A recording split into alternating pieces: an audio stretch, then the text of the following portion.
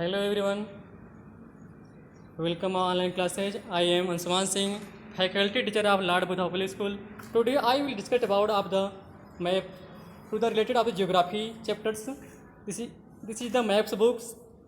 I am discuss about of the Indian political maps and Indian physical maps one by one. यह map का book है class 8 का। इस book को आप लोगों को स्कूल में आकर ख़रीदना है, उसके बाद घर ले जाकर इसको खोलना है और ओपन करके पढ़ना है। आपको यहाँ से ऑनलाइन क्लासेस दी जाएगी और इसके बारे में पूरी की पूरी 1 बाय 1 करके पढ़ाया जाएगा। सारे के सारे इंडियन स्टेट्स हैं, इंडियन टेरेटरीज हैं और इंडियन माउंटेन्स हैं। विश्व के बारे में बताया जाएगा। इस मैप में जितने भी सिलेबस सारे कंप्लीट कराए जाएंगे। सारी की सारी क्लासेज आपको ऑनलाइन दी जाएगी। ये देखिए मैप्स है क्लास 8 का, जो ज्योग्राफी और हिस्ट्री के सब्जेक्ट के अनुसार जितने भी इसमें मैप्स हैं उसको दिखाया गया है। पुराने भारत के राज्य कौन थे, नए में कौन हैं, उनकी सीमाएं कैसी हैं, उनकी बाउंड्री कैसी हैं। चलिए स्टार्ट करते हैं आज का फर्स्ट लेक्चर। चलिए ये है पहला चैप्टर मैप का। इसमें पहला चैप्टर इंडिया के पॉलिटिकल मैप पर आधारित है। ये भारत का मैप है, इसे हिंदी में नक्शा बोलते हैं। इसमें भारत के 28 स्टेट को दिखाया गया है। यह जो मैप की बुक है ये अपग्रेडेड है, लेटेस्ट बुक है। इसमें 28 राज्य को दिखा दिया गया है। इसमें भारत में 8 इंडियन टेरेटरी हैं। जब जम्मू कश्मीर हमारा अलग होकर इंडियन टेरेटरी बना था उस समय हमारे पास 29 राज्य थे जो 28 हो गए और 7 से 9 हमारी इंडियन टेरेटरी बन गई। उसके बाद अभी इसी 2020 वर्ष में दमन दीव और दादरा नगर हवेली, ये जो महाराष्ट्र में स्थित है, यहाँ पे इसको मर्ज करके एक बना दिया गया, जिससे इसकी संख्या घटकर 8 रह गई है। प्रेजेंट टाइम में आप देख रहे हैं कि 28 स्टेट हैं और 8 यूनियन टेरेटरी हैं।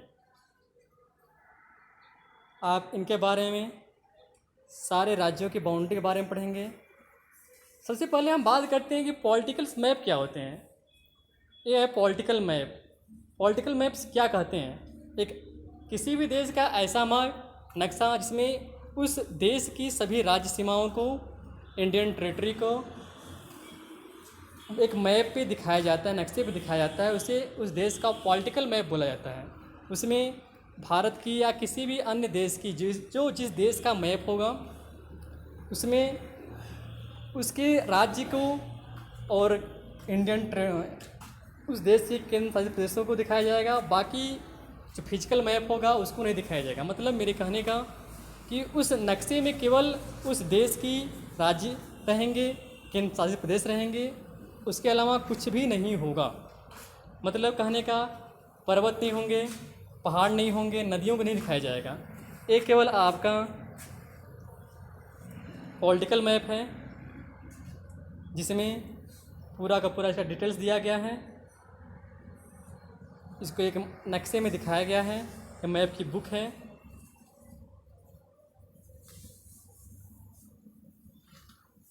इसमें लिखा गया कि हमारी जो भारतीय तट सीमा है इसकी लेंथ 7570 किलोमीटर्स है।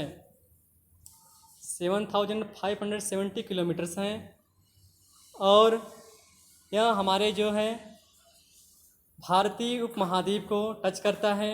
अंडमान निकोबार, लक्षद्वीप, जो हमारे आइसलैंड हैं, इन सभी को टच करता है। यहाँ के जो कोस्ट लाइन इंक्लूड्स हैं, यहाँ पे सबसे ज़्यादा किनारे 43% भारत के जो कोस्ट लाइन एरिया है, ये जो कोस्ट लाइन एरिया है पूरा का पूरा ये 43% है, यहाँ से लेकर यहाँ तक।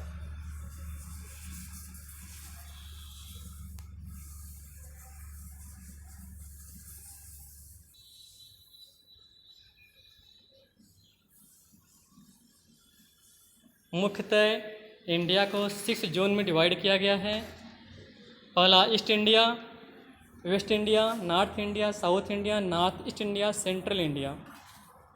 ये हमारा जो एरिया है, ये एरिया इसको बोलते हैं ईस्ट इंडिया, इसको बोलते हैं वेस्ट इंडिया, ये है नॉर्थ इंडिया, ये है नॉर्थ इंडिया, ये है साउथ इंडिया, ये पूरा सेंट्रल इंडिया है, और आपका ये जो है नॉर्थ ईस्ट इंडिया बोलते हैं, इसको बोलते हैं नॉर्थ वेस्ट इंडिया। इसको 6 जोन में डिवाइड किया गया है। ईस्ट इंडिया में कौन कौन से स्टेट आते हैं? ईस्ट इंडिया में नॉर्मली आपका बिहार, झारखंड, उड़ीसा, वेस्ट बंगाल और यूनियन टेरिटरी में अंडमान एंड निकोबार आइसलैंड आते हैं। और जो ईस्ट इंडिया जोन होता है, जो जिसके टोटल एरिया है 4,18,323 स्क्वायर किलोमीटर।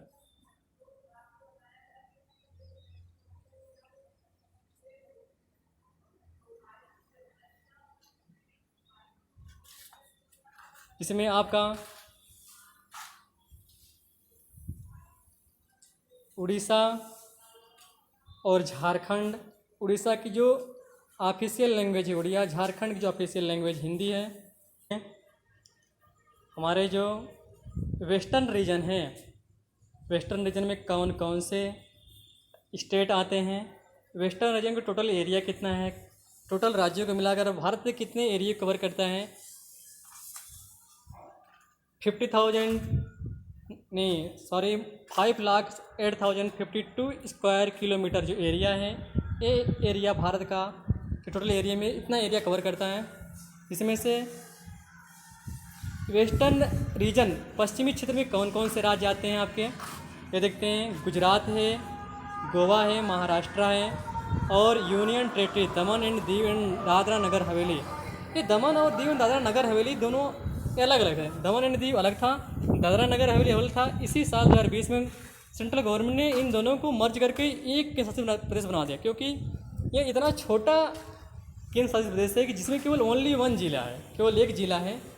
इन 1 जिले के वजह से इनके जो दोनों हेड क्वार्टर हुआ करते थे, दोनों अलग अलग हुआ करते थे, और इनको अब एक करके इन दोनों का जो हेड क्वार्टर है, इनकी जो कैपिटल है, मुंबई कर दी गई है, जो महाराष्ट्र की राजधानी है। महाराष्ट्र की जो राजधानी है मुंबई है, और दमन दीव एंड दादरा नगर हवेली की भी जो कैपिटल्स हो जाएगी वो भी अब मुंबई हो जाएगी। इसलिए हमारे पास जो 9 इंडियन टेरिटरी थे, अब उनमें से एक कम होके 8 बचे हुए हैं। टोटल 28 स्टेट हो जाएंगे, 8 यूनियन टेरिटरी हो जाएंगी। अब यहाँ पे देखते हैं कि यहाँ की जो लोकल लैंग्वेज है इस वेस्टर्न रीजन की मराठी, गुजराती, कोंकणी और इंग्लिश है। अब बात करते हैं आपके नॉर्थ इंडिया की। नॉर्थ इंडिया में कौन कौन से राज्य आते हैं? हिमाचल प्रदेश, उत्तर प्रदेश, उत्तराखंड, पंजाब, हरियाणा और union territory Delhi, Chandigarh, Jammu and Kashmir आती है, और लद्दाख भी आएगी। इसमें लद्दाख नहीं दिखाया है क्योंकि हमारा जो जम्मू कश्मीर बट के 2 भागों में बढ़ गया था, एक लद्दाख और जम्मू कश्मीर यूनियन टेरिटरी हो गई। ये सभी नॉर्थ इंडिया में आते हैं। नॉर्थ इंडिया आप लोग जानते होंगे नॉर्थ इंडिया को बहुत अच्छे से, क्योंकि नॉर्थ इंडिया के हिस्से हम भी हैं।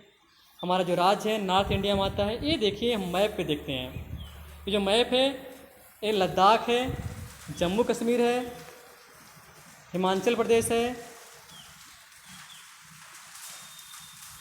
ये लद्दाख हो गया, जम्मू कश्मीर होगी, हिमाचल प्रदेश हो गया, ये उत्तराखंड हो गया, ये दिल्ली हो गई, ये उत्तर प्रदेश हो गया, ये हरियाणा हो गया, ये पंजाब हो गया।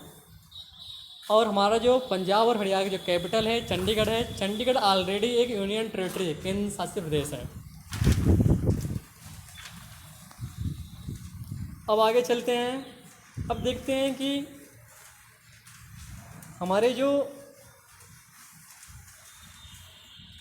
जो नॉर्थ इंडिया की मुख्य शहरें कौन कौन सी होती है? ये न्यू दिल्ली है, जयपुर है, लखनऊ है, पटना एंड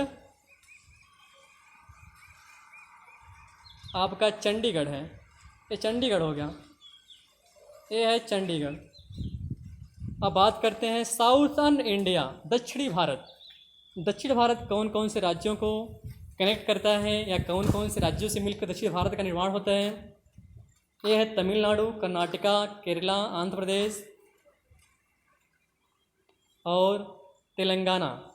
और साथ ही साथ एक है यूनियन टेरिटरी आपकी लक्षद्वीप और पांडुचेरी। ये है लक्षद्वीप और पांडुचेरी। ये भारत के टोटल एरिया का 19.31% एरिया कवर करता है।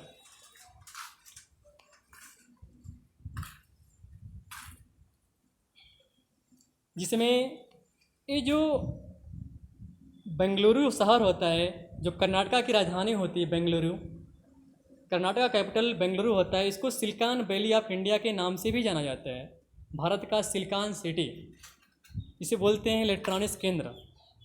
यहाँ पर आईटी सेक्टर का सबसे बड़ा निर्यातक क्षेत्र रहा है। जितने भी इन सभी साउथर्न इंडिया की सबसे फेमस सिटी होती है आपकी बेंगलुरु, जहाँ पे सबसे ज़्यादा पॉपुलेशन बिलोंग करती है, ज़्यादा लोग यहाँ पे रहते हैं। और हैदराबाद है, कोच्चिन है और मैसूर है। अब बात करते हैं north east India. North east India जो 7 सिस्टर से मिलकर बनता है, अरुणाचल प्रदेश, आसाम, मेघालय, मिजोरम, त्रिपुरा,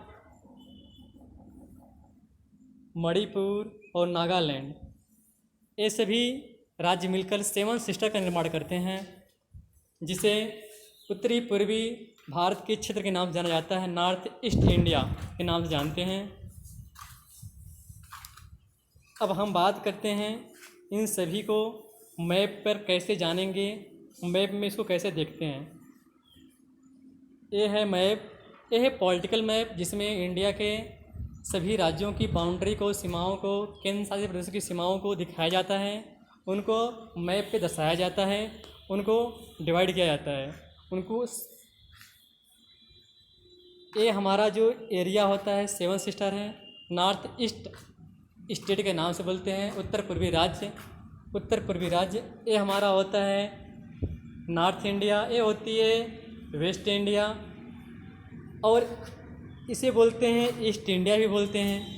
ईस्ट इंडिया में आपका जो उड़ीसा और पश्चिम बंगाल इंक्लूड हो जाता है, तब ईस्ट इंडिया बन जाती है। 7 सिस्टर में आसाम, मणिपुर, मेघालय, त्रिपुरा, सिक्किम, नागालैंड, ये 7 राज्य मिलकर 7 सिस्टर का निर्माण करते हैं। और ये देखते हैं आप साउथ में, जो साउथ के हिस्से, भारत के दक्षिण दिशा में स्थित राज्यों को साउथ इंडिया के नाम जानते हैं। उसी तरह जितने भी राज्य हैं, राज्य के जो जिस दिशा में स्थित हैं, जिस भी इंडिया के जिस एरिया में हैं, इंडिया के पूर्व में स्थित राज्यों को भारत के पूर्वी राज्य बोलते हैं। अगर भारत के पश्चिम दिशा में स्थित राज्यों को भारत का पश्चिमी राज्य बोला जाएगा। उस पश्चिमी राज्य के नियरेस्ट जितने भी पड़ोसी राज्य होते हैं, उन सभी को मिलाकर हमारा वेस्ट रीजन बनता है, पश्चिमी क्षेत्र बन जाता है। उसी तरह सारे हमारे ये दक्षिण दिशा में स्थित राज्यों को मिलाकर हमारा दक्षिणी क्षेत्र बनता है। दक्षिणी क्षेत्र में इसे बोलते हैं साउथ रीजन। साउथ रीजन में कौन कौन से स्टेट आते हैं? कर्नाटका आता है, महाराष्ट्र आता है, तेलंगाना आता है, आंध्र प्रदेश, तमिलनाडु और केरला। ये सभी मिलकर दक्षिण भारत का निर्माण करते हैं, जो 19.41% हमारे टोटल एरिया का हिस्सा होता है। तो लोड्स, चलिए इस चैप्टर को हम ये समाप्त करते हैं। आप सभी लोगों को इस बुक को खरीदना होगा, घर पर जाकर अच्छे से इसको पढ़ना होगा, उसके बाद समझना होगा। और बाकी इसमें मैप में पूरा फिर से फिलअप करना होगा, पेंसिल आपको भरना के लिए भी आपसे मिलेगा। जब बुक खरीदेंगे उसके बाद देखेंगे इसमें क्या करना है, कैसे करना है। हम डेली ऑनलाइन क्लास लेते रहेंगे, आप लोग बताते रहेंगे, आप लोगों को मैप को फिलअप करने में सुविधा मिलेगी, हेल्प मिलेगी।